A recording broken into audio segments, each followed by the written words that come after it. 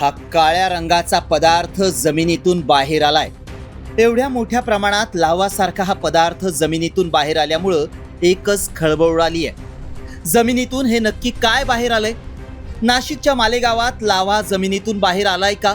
हा व्हिडिओ तुफान व्हायरल झालाय, त्यामुळे नागरिकांमध्ये दहशतीचं वातावरण आहे। पण व्हिडिओत दिसतोय तो लावा आहे का, याचा आम्ही शोध घेण्याचा प्रयत्न केला। नाशिकमध्ये जमीन फाडून निघाला लावा।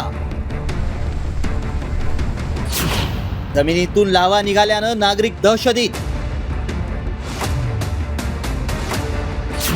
व्हायरल व्हिडिओ मागचं सत्य काय?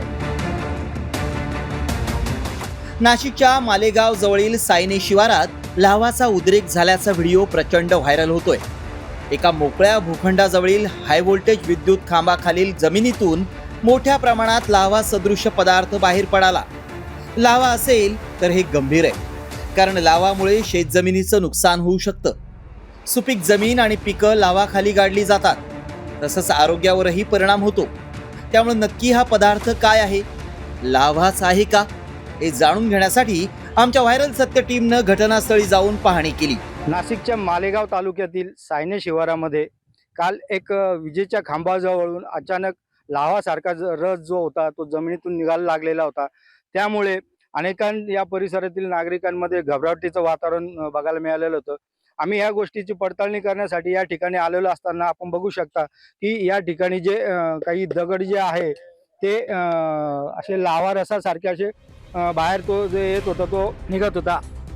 तर याबाबत आमच्या टीमनं काही अधिकाऱ्यांशीही चर्चा केली आणि हे नक्की काय आहे, हा लावा आहे का, याची सत्यता जाणून घेतली।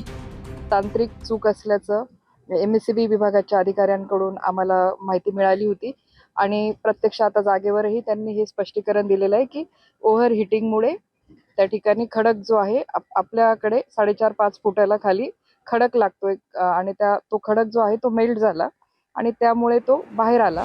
त्यावेळी आमच्या पडताळणीत काय सत्य समोर आलं पाहूया। विद्युत आर्थिंग तारेचं सप्लाय जमिनीतून गेलंय। हिटिंगमुळे जमिनीतला धातू विरघळून बाहेर पडला। नाशिक जिल्ह्यात कुठेही लावा प्रवण क्षेत्र नाही। नागरिकांनी अफवांवर विश्वास ठेवू नये। दरम्यान MPCLच्या कर्मचाऱ्यांनी या ठिकाणी धाव घेत संपूर्ण वाहणारा पदार्थ बाजूला केलाय। आता विद्युत पोलचं काम सुरू करण्यात आलंय। तांत्रिक अडचणींमुळे हा प्रकार घडल्याचं समोर आलंय। त्यामुळे आमच्या पडताळणीत नाशिकमध्ये जमीन फाडून लावा निघाल्याचा दावा असत्य ठरलाय।